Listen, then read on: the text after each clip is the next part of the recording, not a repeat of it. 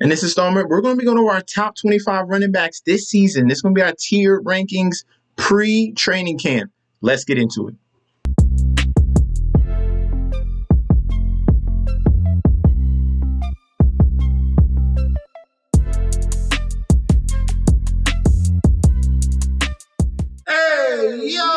Welcome back to the channel. It's your boy Chef D, and I'm here to bring you the winning ingredients for our tiered rankings. This is the running back edition, top 25 pre-training camp rankings for this fantasy football season, guys. Before I deep dive into that, this is going to be very, very juicy and intriguing to see who we're going to be leaning towards this season. Guys, don't forget to like, comment, and subscribe to the channel. Make sure you follow me on Instagram and Twitter at MetsNetShetsD. Don't forget about the TikTok at Chef_D91. And don't forget about the Patreon. Right now, we are in baseball mode, and we will be transitioning over to fantasy football and best ball content as well. But as you can see in that background, baseball has been red hot. This was a sweep that we had the other day. Toronto Blue Jays and we had the Tampa Bay Rays. Those were our main two plays. As you can see, the first one cash, we parlayed it, and the second one at a plus 196.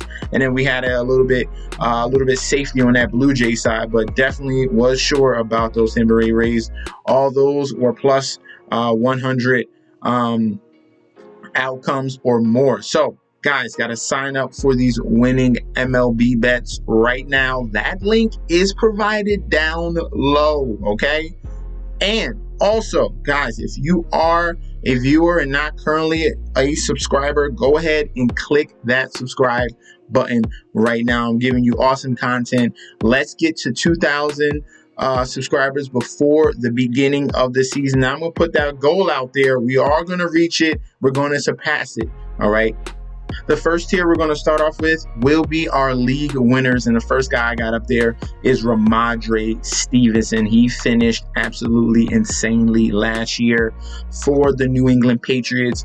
Basically became that number one running back. And he had Damian Harris right behind him on his heels. They were pretty much sharing carries, but we saw the clear-cut number one running back was Rhamondre. Now, Damian Harris is gone, and he is the lead back now for the Patriots. They did not bring in any competition for him. And last year, the key component, the reason why he pulled away from Damian Harris was his efficiency, all right? His juke rate was number 3 in the league. His evaded tackles, we had 113. That was number 3 in the league. He had a breakaway run rate that was top 13 in the league, and his breakaway runs was the top 6 as well, okay?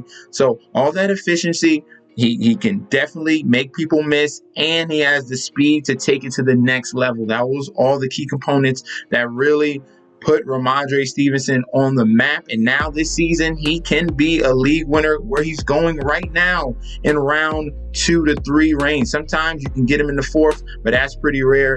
Most likely, you're aiming for that 2 and 3 range for Rhamondre Stevenson. The next guy we got up is Bijan Robinson, all right? We already know this is a top-tier talent in the elk of Jonathan Taylor, in the elk of Saquon Barkley, in the elk of LaDainian Tomlinson, okay? So Bijan Robinson is that top-tier talented running back.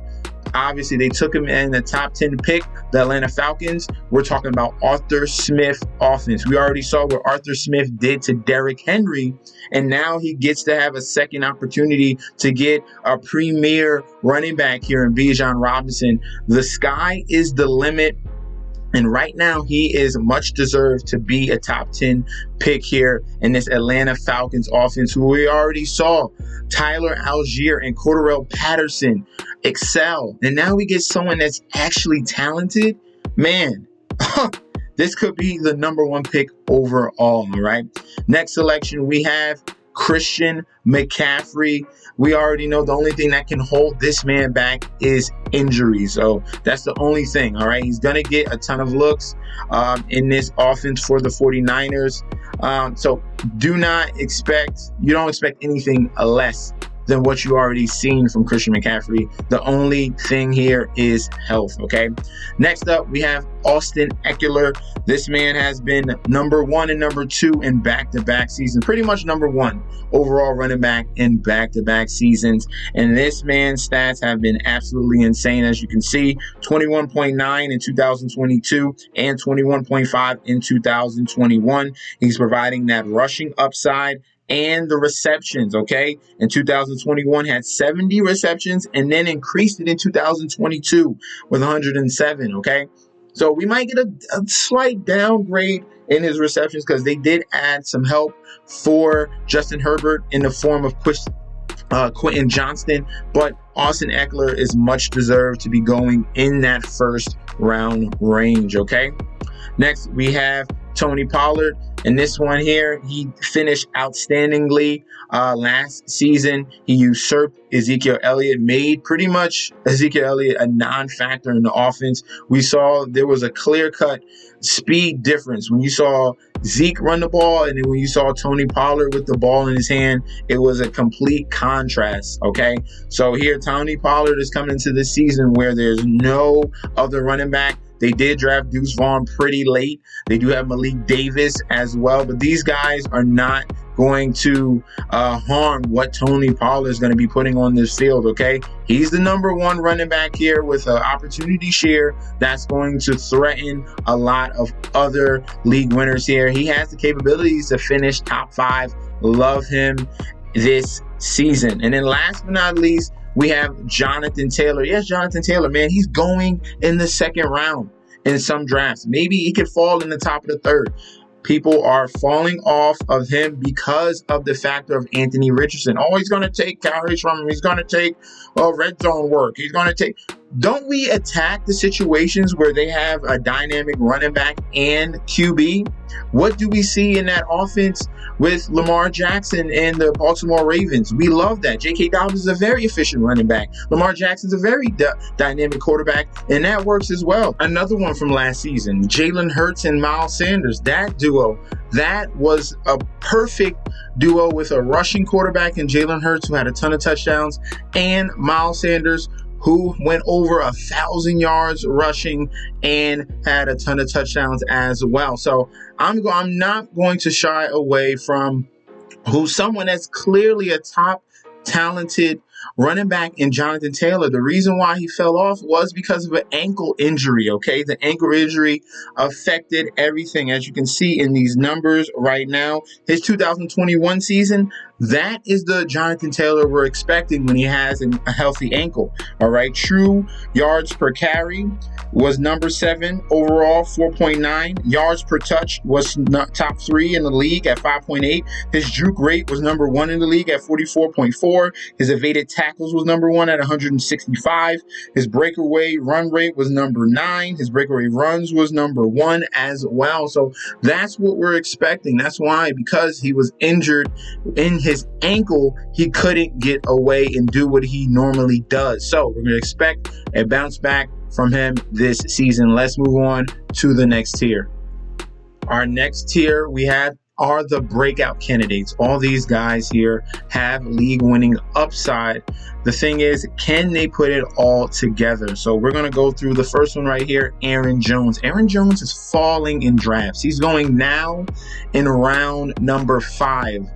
Every single time. He's right there in round number 5. I have no idea why. All right. If anything, this benefits him that he's losing Aaron Rodgers. You're getting a top tier running back. He has been top 11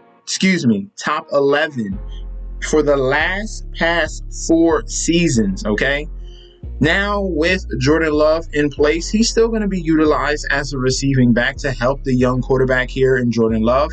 He's always been efficient. He's more majority of the time been getting over 1,000 yards rushing and providing upside receiving the football as well. I have no idea why he is falling this far when he continuously is a top 11 running back each and every year. Right now, he's fallen to that backside where he's top 15 and 20 range. That's where he's getting drafted at.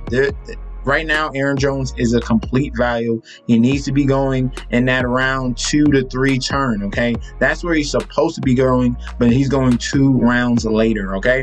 Next guy will be Jahmyr Gibbs.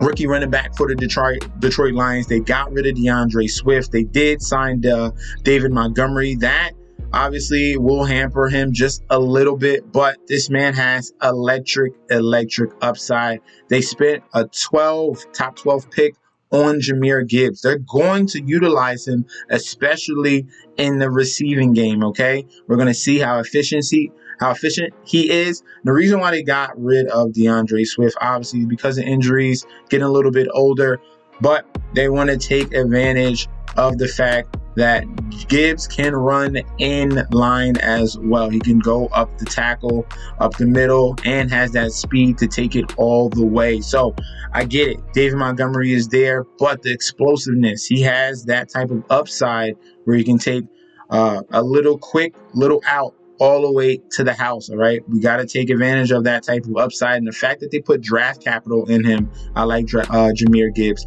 this season. All right, next we have Kenneth Walker here. Absolutely phenomenal last season. He was the clear-cut number 1 running back here, and they did hamper that with the drafting of Zach Charbonnet from UCLA. All right, he's a big body running back that can catch as well. But Ken Walker is still someone that we like.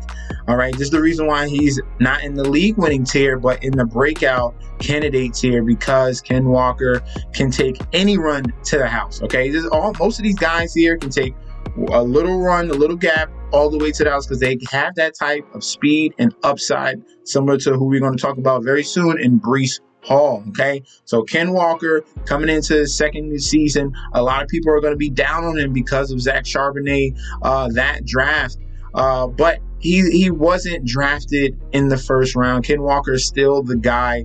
Right now, where Walker is falling, he is a value in that 3rd and 4th round. Okay, so don't get scared away.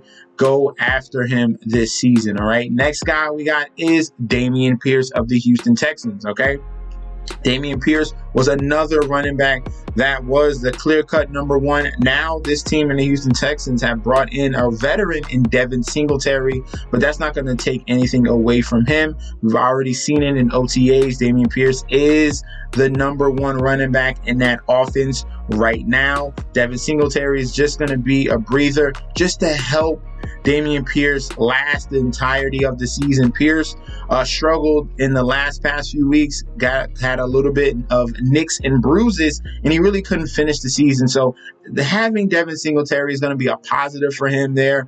And you already seen Dameon Pierce be a clear-cut lead running back in this offense, getting 20 plus carries almost each and every game. Okay, so this is a good thing that Devin Singletary is going to take some carries away just a little bit so he can last throughout the entire season. All right, we want to have Pierce in those playoff rounds and championship rounds this season. Okay, next guy is Travis Etienne, another team in the Jacksonville Jaguars with their special talented running back in Etienne. They went out and got Tank Bigsby as the number 2 running back in this offense.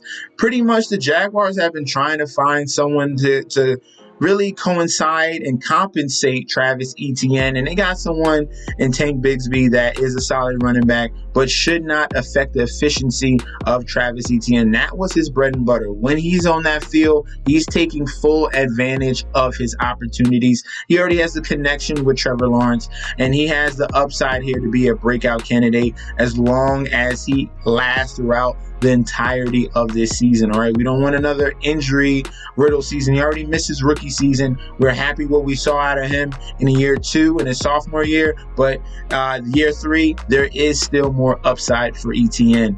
All right, next guy we got is J.K. Dobbins. He fits in the mold of waiting for guys the year after their injury. Okay, he had an ACL injury. Finished the year strong, very strong, with over 6 yards per carry. J.K. Dobbins was finishing the year with for the Baltimore Ravens. And now we're getting Todd Monken here as the offensive coordinator for this offense. They're going to be throwing the ball a little bit more, and that's going to open things up more for J.K. Dobbins, okay? Maybe not even maybe, definitely, this team's going to be in the red zone more often. And there's going to be more opportunities for J.K. Dobbins to score at the goal line, have easier routes to getting fantasy points. And J.K. Dobbins in a contract year is someone that we love to target. Still young, still has explosiveness, and this very dynamic offense. All avenues point to thumbs up for J.K. Dobbins in this Baltimore offense, okay? And then last but not least, we have Breece Hall, all right? This guy is an X factor, okay? I did speak about waiting for guys that just got off an injury, but this man is already on track to playing and making week 1 easily, all right? Stay tuned and watch the training camp footage just if you want to be 100% sure, but I've already seen the videos and OTAs right now. Breece Hall is looking like his old self. This man was super efficient. I'm talking about top 5 in a number of categories. Let's look at it right now. True yards per carry, number 3 in the league at 5.3. Yards per touch was number 1 in the league at 6.9. His juke rate was number 1 in the league at 50.5. His evaded tackles was top 27. His breakaway run rate was number 2. If we go down to yards created per touch, that was number 3 in the league. Production premium was number 5. Across the board, Breece Hall was an absolute stud. And if it wasn't for that injury, he literally was single-handedly winning the game for the New York Jets. He was the one that made Zach Wilson look good in the beginning of the season. Okay? That's what happened. Breece Hall is someone that is a unique talent, okay? Unique talent. We saw what he did coming out of Iowa State, and he's doing it in the NFL in limited work. Coming back healthy for the New York Jets alongside Aaron Rodgers. They have a well-oiled machine here in New York, and you're going to definitely want to go after Breece Hall in that 3rd round, all right? Let's move on to solid floors with elite upside. Next here we have is solid floors with elite upside. And we're going to start off with Najee Harris. Yes, we have Najee Harris. A lot of people do not like Najee Harris. It's because he doesn't have that upside, but the opportunity is there because the Pittsburgh Steelers addressed that offensive line.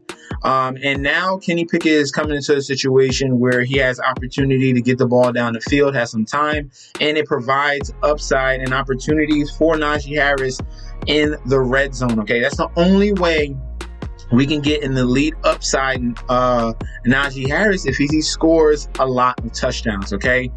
Other than that, Najee Harris is going to get a ton of attempts. He's going to get a ton of rushing attempts, and he's going to see receiving work. Yes, they do have Jalen Warner, who's been outperforming him in limited snaps, and that's fine. Okay, Najee Harris is never going to see what he saw in his rookie year with Ben Roethlisberger, where he got overfed. The only way Najee Harris can get there is with touchdowns. All right, we're looking at his numbers. He's not efficient, all right? As you can see, he can elude tackles. He is juke rate top 10 in the league and evaded tackles number 4. But his breakaway run rate is 51st in the league. It's because he's slow. It's a slow running back. He does similar to Le'Veon Bell. He shakes. He can make one guy miss, but he cannot get away and take it to the next level. That's what's holding him back. And he's just an average running back with high draft capital. So Najee Harris here doesn't have that juice, but he's someone that's going to provide a nice, clean floor for you each and every week, give you around 10 to 15 fantasy points each and every week. But the only way he gets there to the 20-plus range is if he gets in the end zone, okay? Next guy, we got Derrick Henry, and this man is obviously an elite talent, okay? This man is an outlier right now because he is an older running back. When you get that 28, 29 range, you're now an older running back. You don't expect running backs to be lasting this long anyway. Most of these guys are out looking for other jobs, but Derrick Henry is still, because of his size and speed combination, this man is a freak. He's an outlier. He puts in the work and time, and as long as he's healthy, he'll be able to be a breakout candidate. Pretty much, he'll be able to be a league winner if he stays healthy, okay? But other than that, he's going to provide you a solid floor, all right? And then we have Nick Chubb. Nick Chubb always going to provide you an extreme rate of yards per carry. He gives you that top tier solid floor, and he brings you upside because he can get in the end zone. Very efficient in the red zone area. But now with the Cleveland Browns, they're going to be throwing the ball a little bit more because they paid Deshaun Watson a ton of money. Actually, they guaranteed his whole entire contract. So we might be seeing a little bit less of Nick Chubb, okay? Just a teensy-weensy, just a little bit. His numbers might fall off, but he was a clear-cut top 5 running back last year. But with Deshaun Watson, newly acclimated, a year under his belt right now in this offense, getting new weapons, they're going to be throwing that ball at a very high rate this season. That's what you should expect from the Cleveland Browns this year. Let's move on to our next tier. In our next tier, can they do it again? That's what it's titled. And we have 2 guys right here that were surprises, all right? Miles Sanders over with the Philadelphia Eagles with Jalen Hurts, a rushing quarterback. Oh, it's going to hamper him. He went out and went well over 1,000 yards rushing, 1,200 yards rushing, 4.9 yards a carry. He also chipped in with 20 receptions and had 11 touchdowns, okay? That was because of the elite offensive line of the Philadelphia Eagles. He took it to a whole nother level. Now he goes to the Carolina Panthers. Yes, this is a downgrade at the offensive line, but still, he is the number 1 running back in that offense. Chuba Hubbard is not an efficient running back as a backup, and it should be safe for Miles Sanders this year. But the question is, can he do it again? Some of his numbers were not very efficient if we look at them, okay? That's going to be the big question mark here for Miles Sanders in Carolina. Can he put, without the help of that offensive line, can he be efficient this year in his carries that he will be getting with the Carolina Panthers, all right? Next guy we have is Josh Jacobs. Josh Jacobs has been consistent in the past 3 years, but he never was what we saw from him in 2022. And mainly the reason why was because his attempts in 2020, 270 attempts. In 2021, 217 attempts.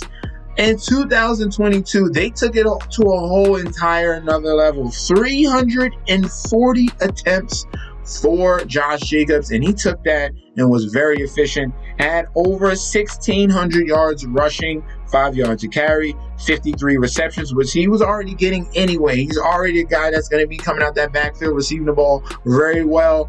The big contingency plan here was him being a full and total workhorse. Okay, in the old days of Todd Gurley, that's how much work Josh Jacobs was given last season.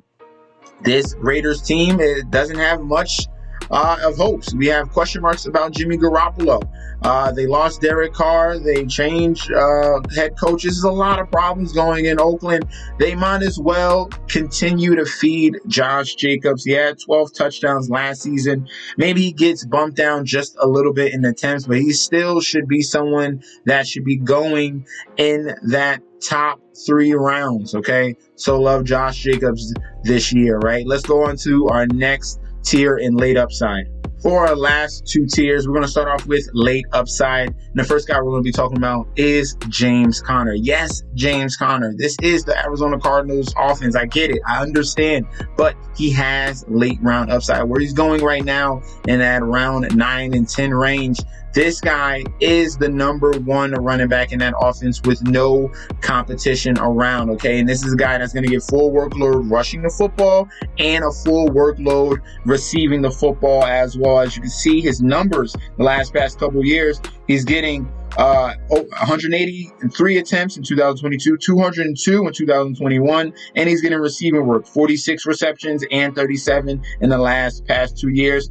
Finished top 10 the past 2 years, okay? So that doesn't make sense. He's going to round 10 and he's finished top 10 in the past 2 seasons is because he's a full workhorse now after that horrible situation in Pittsburgh. He came back. He's fully healthy. He renewed himself, and he's very comfortable in this Arizona Cardinals offense, all right? This is the only guy they can rely upon because they have no quarterback right now. They're waiting on Kyler Murray right now. They got Clayton Tune and Colt McCoy. There's a lot of question marks there, but there's no question marks with James Conner. He's still going to provide consistency rushing that football and can get in the end zone. As you can see in 2021, he was a touchdown monster with 18, and he had 8 in 2022. So someone that's going in round 9 and round 10 that was top 10 the last past 2 years in the same exact situation with no one else around him,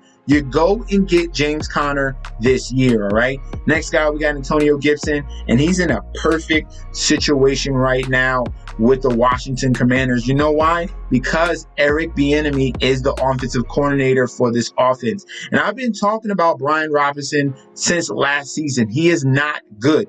He is not efficient, and he's slow. And what the benefit of having Eric Bieniemy is he utilizes receiving backs. You know, guess what about Brian Robinson? He can't catch, and he's slow. You want to get the football in the hands that is someone that is super, super explosive. And I had Antonio Gibson last year. He came through with flying colors. And now this year, he's even in a better situation with a better coordinator that's going to utilize him, all his assets, all right? We saw what Eric Bieniemy did with the Kansas City Chiefs with Jerick McKinnon. McKinnon had a ton of top-tier weeks last year, and he's going to do the same thing to Antonio Gibson because he's clearly the better running back, okay?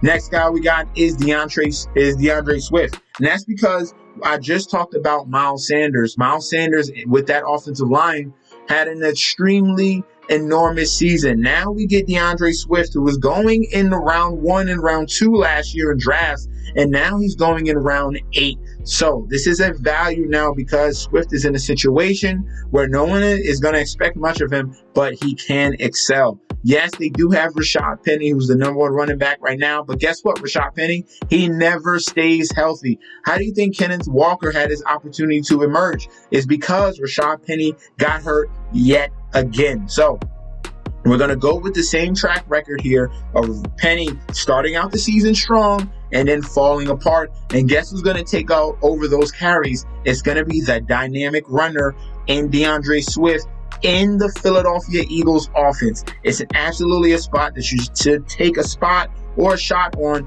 in your drafts in best ball, okay, and regular redraft, okay. Next guy we got is Rachaad White, running back for the Tampa Bay Buccaneers. He's someone that you can look towards late in drafts because there is no more Leonard Fournette, all right. He was behind Leonard Fournette last season. He also had Tom Brady peppering him with the football, but Baker Mayfield is now the quarterback for the Tampa Bay Buccaneers. There's not much competition around Rachaad White right now, and he's a guy that you can target a little bit late. We want to see a little bit more out of him. He wasn't that efficient in his opportunities.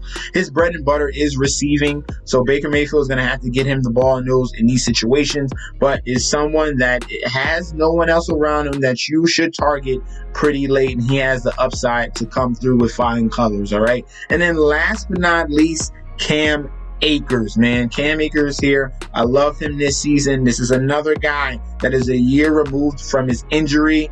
And this is when I want to attack him, okay? I did not like Cam Akers last year. I threw dirt on his name, and good.